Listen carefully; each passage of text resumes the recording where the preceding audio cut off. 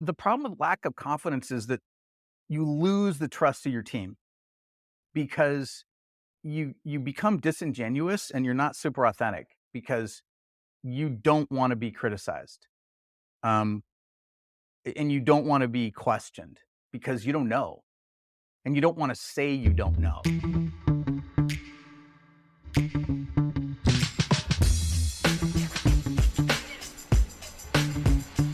Welcome once again to Relationships at Work, your leadership guide to building workplace connections and avoiding blind spots. I'm your host, Russell Lawlicker, a communications and leadership expert with a couple of decades of experience. And that thing that's so important, a whole heap of curiosity on how we can make the workplace a better place. If you are a leader trying to understand and improve your impact on work culture and the employee experience, you found yourself in the right place. Question: how confident do you feel as a leader? How's your self-confidence? It's not a bad question. It's not a question that should feel like it's foreign because there are so many leaders that are put in roles or take positions of responsibility and accountability without much training or direction. So, of course, there might be some lack of confidence, of self confidence. Even when we say fake it till you make it to ourselves, and sometimes a lot of people just say that over and over again, it doesn't really install confidence. It just feels like perpetuating imposter syndrome. And I know a lot of people struggle with that, especially leaders. It's not easy being in this position, especially because we're also responsible for other humans who are looking to us for answers, for support, for direction. And that can be hard to do when we don't feel confident in those answers, that support, and that direction. My guest today has experience in helping leaders to rethink and embrace their confidence, especially around their own mental models. And we're going to get into it. Hold on. And on the show today, we have Bill Lennan, and here is why he is awesome. He's the founder of 40% Better, helping leaders improve their team's performance. His background includes launching multiple startups, many focusing on improving the skills we need to become better leaders. And he's also had a lot of experience running some software teams for more than 20 years, 2 decades for those counting at home. And he's here to help us with our confidence. Welcome, Bill. Thank you. Thank you. I have so many questions about the confidence thing, Yeah, yeah. especially with what it can be confused by. Oh, but we'll get into all that. Before Sure. we do, I have to ask you the question that I ask all of my guests, Bill, which is, sir, what is your best or worst employee experience? I'm going to go with best. And I've had multiple. So this is one that actually kind of set me up for a bunch of things. In college, I worked at a very, very high-end restaurant. At the time that I started working there, I didn't realize how high-end they were. And it wasn't until after I had left there that I actually went back and looked at the math and said, "Oh my God, this was the most expensive restaurant in town." Hmm. But the management there was super focused on taking good care of the employees as a way to take good care of the customers. And they talked about that as part of the interview process. And they said, there's a few things to know here. First of all, we believe in taking amazing good care of our customers. And we know that if we take good care of you, you'll take good care of them. So anything that's friction for you, tell us. We want to know because we always want to improve our processes. And if you see something that's friction, bring it up and we'll talk about it. Right. And I was like, that's really cool. And they said, by the way, you're going to be expected to coach.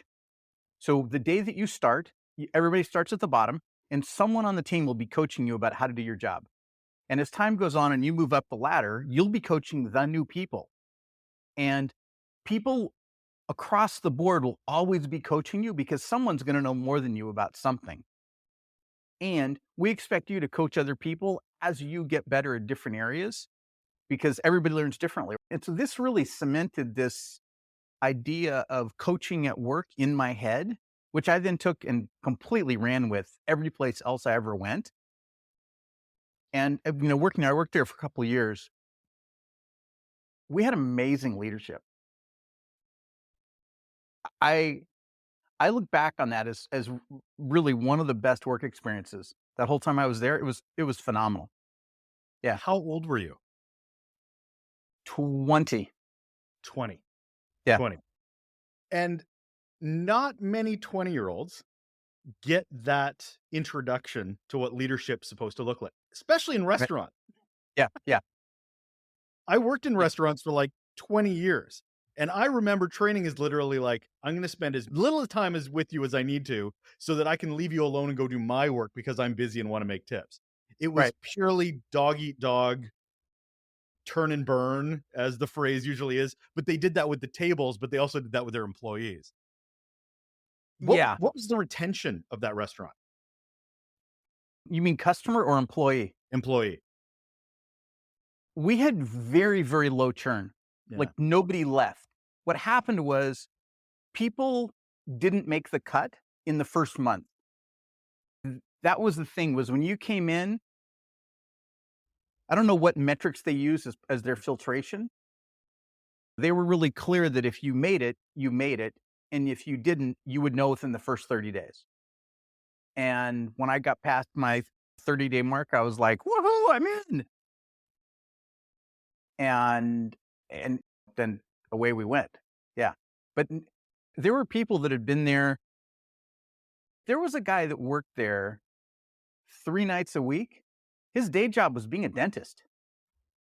And he loved the people and the work, and to kind of put in frame, I did the math a little while ago. Mhm. Dinners there, um, today would have been, for 2 people, inflation and everything else, like $400. Okay. Yeah, it was expensive, and Yeah. Yeah. we had a lot of repeat customers, and we did not spend a dime on marketing. It was all word of mouth, and the restaurant was in an industrial park, and you would never find it by accident. The Waikiki crowd, this was on Oahu, by the way, in Hawaii. Okay. You had to know about the restaurant, and there was a lot of word of mouth. Like, a lot of people just knew, "Oh, John Dominus, yeah, that's the place." Yeah. And last question on that. How disappointed have you been since you were 20? Because I mean, that's not normal. So, I get that it's not normal. I totally Yeah, get it, because at the same time, I was working on another job and leadership wasn't nearly that good. It's actually helped me in the interview process to sure. figure out if this is somebody I wanna work for or not. And there's been companies where I've interviewed at, and I've walked out and I've said, "Wow, you know what?" Like, I've gone back to the recruiter and said, "I'm really sorry, but I don't think this company is a good match for me." And it's because of the way they talked about things, and I got that kind of coaching approach that I find so helpful just wasn't part of their game. I like that you're looking at it as an empowering Oh, yeah. in the fact that you had enough knowledge to know what it should be like and that you wanted that again, enough Yeah. that you would say, I this is not a good fit for me. I can get better coaching from a restaurant than I can from this corporate gig. Right. Oh, 100%. Yeah. Yeah. Fair. Yeah. Huh. I have so many questions on that, but we got to move on because we got a very interesting topic today, which is all about confidence. Now, I struggled with this of how to introduce this topic because I always start every episode with defining things because I think it's super important that we define things because we never seem to. And I mean that as in diversity, leadership, and all those things. And I was like, do I ask about defining confidence? And like, you know what? Yeah, because it's different for different people in what they think confidence is in the workplace. So I'm going to start with that, Bill. How would you define confidence?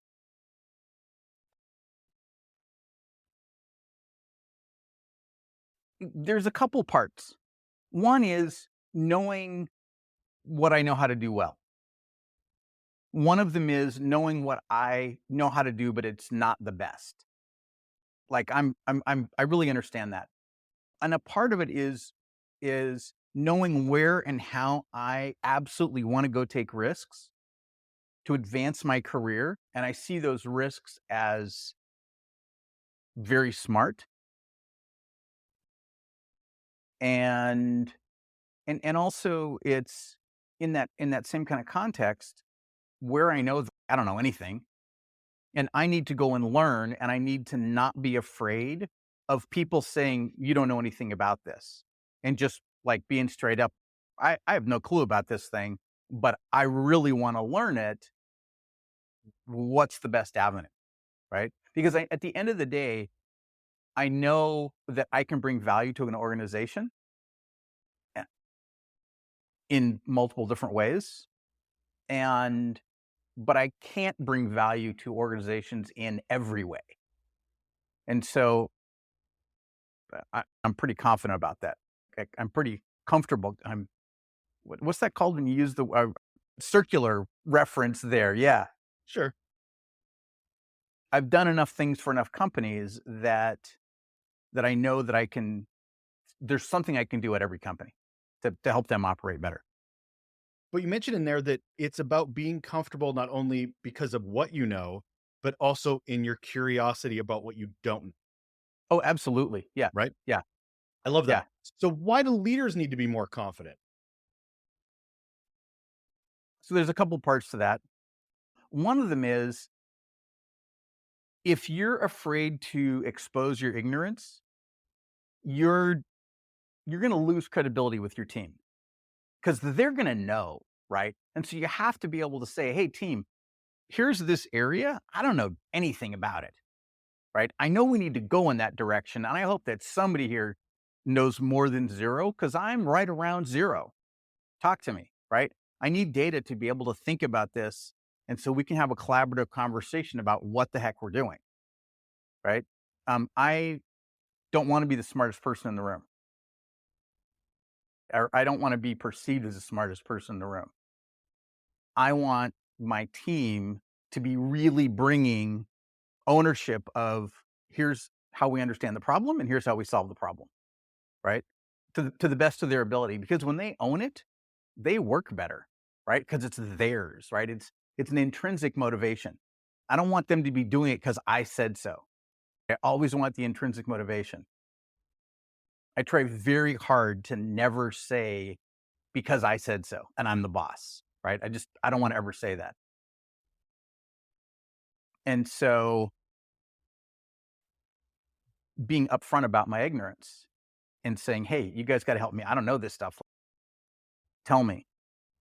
And as a leader, you got to have the self-confidence and the vulnerability to say that. And if you're stuck in a place of I've got to be the smartest person in the room, no one can see that I'm ignorant about this stuff, then um, you're not going to ask smart questions. Number one, you're not going to get the people on your team to take ownership of stuff, and you're going to be telling them what to do rather than them saying, "Hey, I think we should do blah blah blah," and then you going, "Oh, that actually, yeah, okay, I like it. Based on the data we have, that's a good idea. Let's go that way." Right? And so it's you have to recognize within yourself how valuable you are and what you can do, and that the team operating really, really well is the game, not me looking good as their leader. Like in the grand scheme of the world, I don't care on a day-to-day basis if I look good as a team lead, because I know that in the long run, the executives are going to notice that my team is crushing it, and then they're going to go, "Okay, Bill, what like this is awesome, and do you want to do this other thing?" What are the actions of a confident leader? Like, so I'm on the Yeah, outside looking in going, okay, sure. that person is a confident leader as Yeah. opposed to just, masking. So So there's a few things that I think are really important. Number one is you're you're building trust with your team. So I do one-on-ones with my team every week, 15 minutes. I schedule 15 minutes of their time, 30 minutes of my time. And I want them to, this is their chance to complain. I don't care what it is, either it's to come and bitch about whatever. Maybe I'm not writing good enough detailed stuff on work they're supposed to do out of our backlog, or there's I screwed up when I did a presentation. I said the wrong thing, and whatever it is, I don't care, right? Computers are slow, networks are slow, sales team's pitch is technically erroneous. I really don't care what it is, right? They could complain because it's hard to get their kids to school on time in the morning. Like whatever it is, I want that time to be they get to complain and I get to figure out how to fix it. And literally I don't care what the problem is. Like I've I've gotten computers, I've gotten vacation, I've gotten hotel rooms, I've gotten food, I've gotten time off. I've got one guy to travel around the world and keep his job and work for us.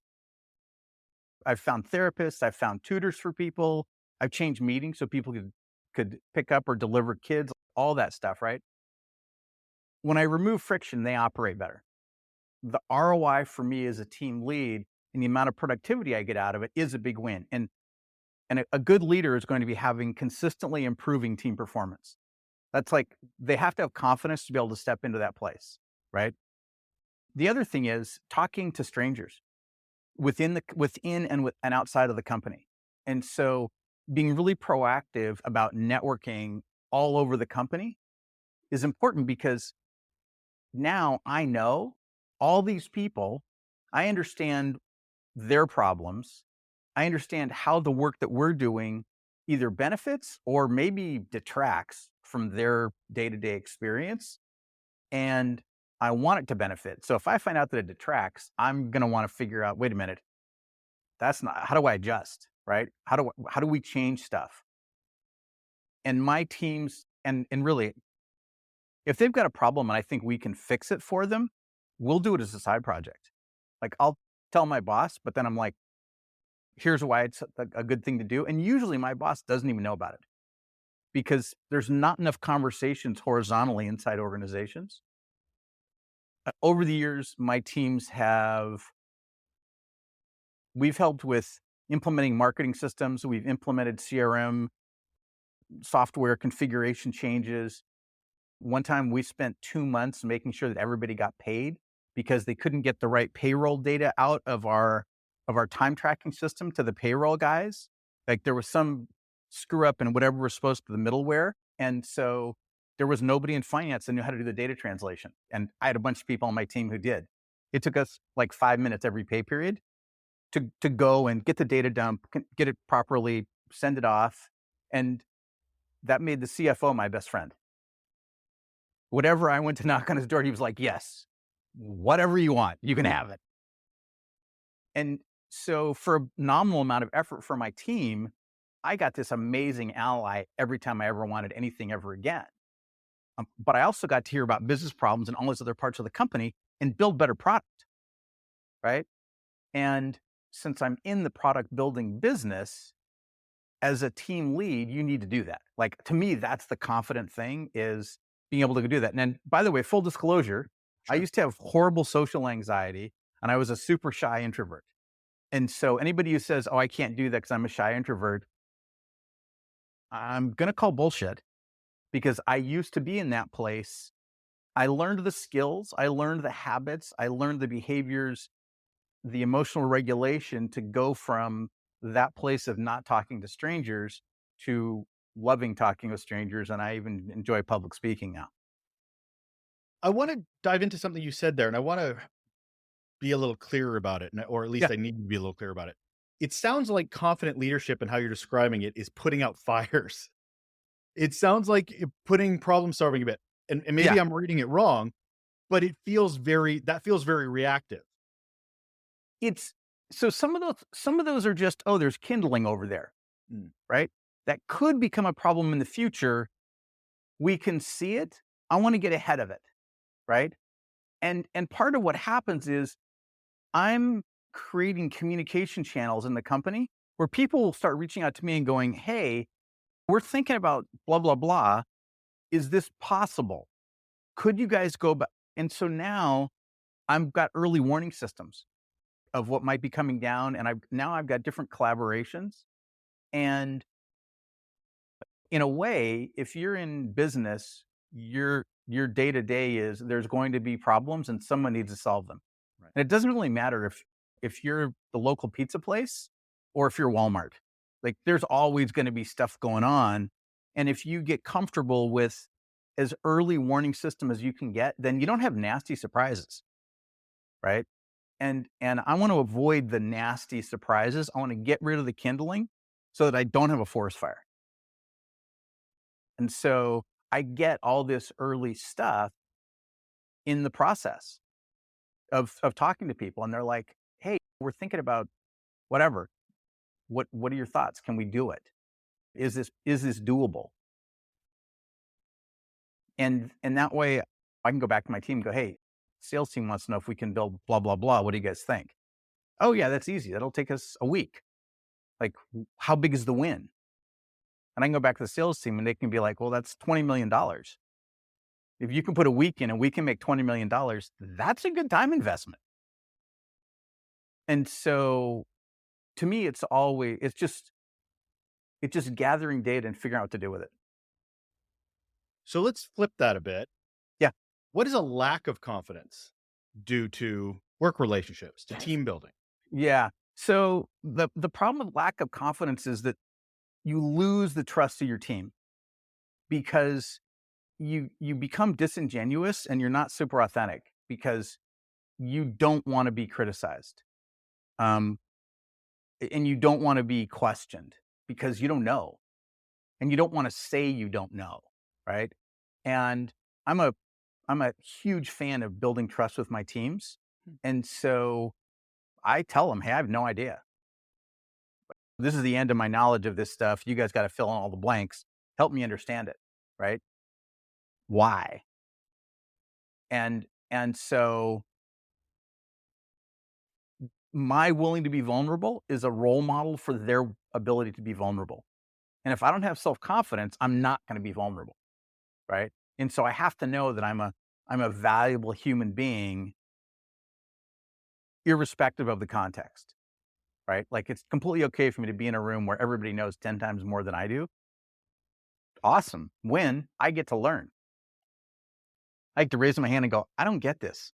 Can you explain it like 6th grade level, right? Oh, okay. Wow, okay, now I get it. And people who don't have confidence often say things like, "Well, that's above my pay grade." And I don't see anything as above my pay grade Right. because, well, if I can see a way to solve a problem and it'll benefit my team first, the company second, then I should go do it. And I might need to get executive approval, but I should still do it anyway because my team will operate better. And I think one of my mental models is that my job as team lead is to help them all operate better. And as long as I'm doing that and I can see consistent improvement in the team, um, I'm a happy camper. I That's think what yeah, I agree. I think one of the things I really feel from a confident leader is not just the team, but also protecting the team. oh yeah, Because totally. there will be Yeah, so many asks that are BS, that come from out of left field, that are unreasonable, right, unsubstantiated, and it's up to that leader to go, "No," and be able and protect their team right, so they can be more productive, so they can right. focus. Unfortunately, it's the lack of confidence that will make you go say yes. It's the yes people that say yes to everything Yeah, because they 100%. Yeah, don't have the grounding, they don't have the confidence to know where and when to push back. yeah, yeah. No, that's totally right. My philosophical perspective is that they get all the accolades, I get all the arrows. If there's ever a complaint, it's my fault. And it's my fault because I'm managing the team and I'm leading the team. And if they did anything wrong, it's because I didn't do it right. And so I'm the shield wall. The flip side to it is whenever anything goes well, it's all because they did stuff because they're the ones that are writing the code, right? And so I give them all the kudos. I get all the arrows. Again, while for some people that may sound scary, the reality is the CEO and the C-suite and the CTO, those people all recognize what's happening and they appreciate it. And frankly, so does my team. Like, which at the end of the day, that for me is the big win. I want their performance to improve and I want them to feel happy. I want them to trust me. Whatever it takes to make that happen is what I'm going to do. So here's where I have a challenge with confidence is because there are Yeah. a lot of leaders that have it, but it's more arrogant assumption or it's unfounded confidence, right? It's so where Yeah. does that line get understood? Because there is obviously some hiring problems because they're hiring those people in leadership positions who Yep. aren't competent leaders. They're just telling you what you want to hear. The yes Right. people get promoted to those roles. And as we've just defined, they're not the confident leader. So the confidence is you know what to do, you know how to do it, and you've done enough reps that you're not afraid of the outcome, that you can predict the outcome. right? So as an example, if I go talk to a bunch of people and I'm like, okay, what's 7 times 3?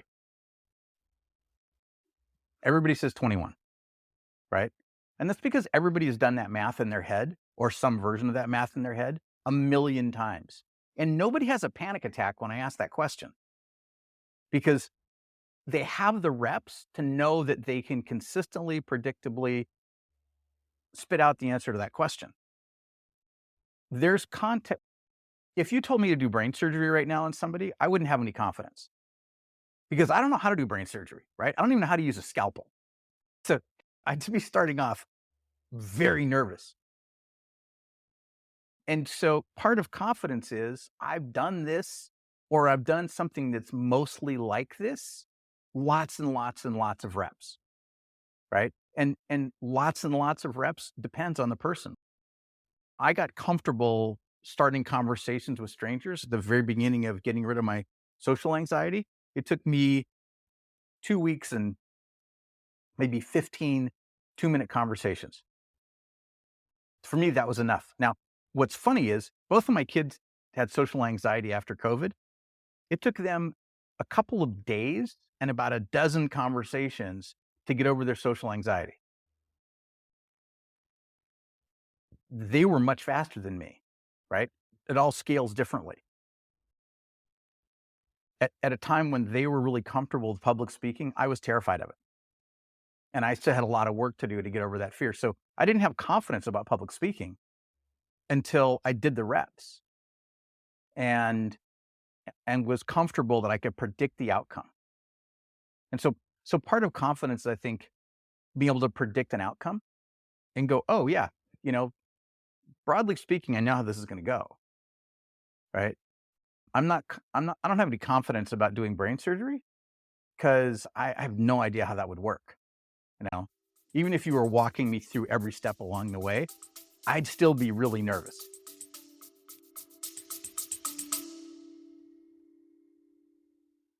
Hey, if you're enjoying the insights from our guests, you'll love our Raw Notes newsletter.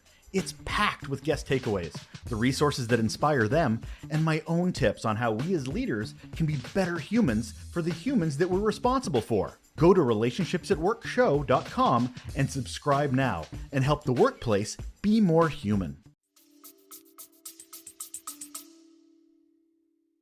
What we're talking about a lot here is self-awareness Oh because yeah, totally. a lot, but you need to understand that you have to have that in order to go down any path that we're talking about today. Right. Because there will be people that don't recognize that they're an introvert, that they're Right. neurodivergent, that they just think they're different or other or whatever have you. So it's not only having that self-awareness, but able to label it so you know how to go down that path. So Right. to my next question, which is how do you shift a mindset? Because you talk about mindset models a lot Yeah. and Yeah. you Yeah. talk a lot about Yeah. frameworks, but you have to start somewhere. How do you even know you have the Sure. problem of confidence? So I often ask people about behaviors because ultimately the behavior is the outcome of your mental model. And so I'll ask them about a behavior, a place where they're struggling. And when they talk about their struggle, then I'll ask some more questions. And sooner or later, I get to their mental model. They'll just say it out loud. You can't, you can't go to your boss and ask them a question. That's a mental model. And I'm like, Actually, you can." And so what I find is that people don't question their own mental models. We don't walk around thinking, my beliefs are all flawed. I know I have them and I know they help me operate on day-to-day basis, but they're all flawed in some way, shape, or form, which is probably what we should be doing, but I'm not gonna do that myself, right? Even though I can say that out loud, I wish I could be like that all the time, but I can't. Um, and so what I try to do is figure out where's there an emotional challenge? Because when your mental model has a conflict with the real world, you have an emotional response. For me, I knew I wanted to start networking, but I was terrified to go to networking events because I had social anxiety. And so I want to go to networking events, but I'm sweating bullets and I can't get out of the car. That was my experience, right? And this is a problem because all those other people are walking into that networking event and they're having a good time. And I'm like locking the doors and in my car and not able to get out. This is a problem. And so when I talk with people, that's what I want to find out is where do they hit those places? And then I'm like, oh, have you ever considered there's another way to do it? The people that are successful in this arena where you're really struggling, they look at it very, very differently. Here's another way to look at it.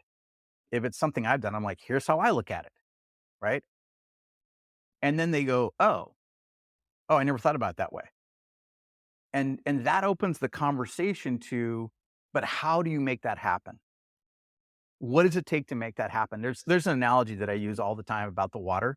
I grew up swimming competitively, did a lot of surfing, a lot of diving. For me, the water's a playground. And my kids both play water polo. For them, the water's a playground. We went whitewater rafting years ago, like 6, 7 years ago. Hit a rock. We all got dumped out. We all got sucked under the raft. We were going down the stream. My kids and I are literally laughing about it. We think it's hilarious. There's a woman in the boat who's completely losing her mind. She's screaming. She's freaking out, like out of her mind. We collect all the stuff floating in the water. We get her out of the water, and we're sitting on their shore. And she's like, "I'm going to walk home." And we're like, "Well, we're in the middle of a gorge, like." And the guide's there, and he's like, "You can't walk home from here. You got to get back in the boat and go." And she's panicking. And same experience, right? We were all in the same boat. We all had the same thing happen. My kids and I think it's hilarious. She's sure she just escaped death. That's mental models, right? My mental model, my kid's mental model is the water's a playground. Her mental model is it's a death trap. She doesn't know how to swim, right? She had a life jacket on. That's what kept her afloat, but she doesn't know how to swim. And so when you can give people a different mental model, oh, well, you can take swimming lessons, right? People teach adult swimming lessons. It's not rocket science. Like it's easy to do. Then it opens a door of possibility for them. And so I just try to say, look, here's a different way to look at it. And here's the skills and the steps to get competent at those skills so you can now do that thing, right? Here's how you learn how to swim. You go to the Red Cross. They start you by holding your breath in water that's knee deep and putting your face in the water and then stand up. That's the starting point of getting comfortable. And everything breaks down like that. And so we just start with what's the baby step? How do you move into the mental model? And that makes a lot of sense. But also, I'm curious about there's a lot of people that feel confidence in their mental model because it's all they know. It Oh, is exactly. Yeah. right. It's their Right. context, their worldview. Yep. So they're like, no, no, don't show me the scary world there, Bill. I like my mental model. Yeah.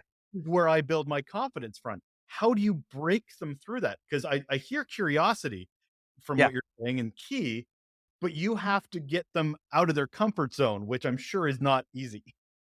So there's a couple things there. That's a great question. One of them is they have to have motivation. If they have no motivation to move out of their current mental model, there's nothing I can do. Right? I can't carrot or stick them to get them out because they're going to be like, I don't care.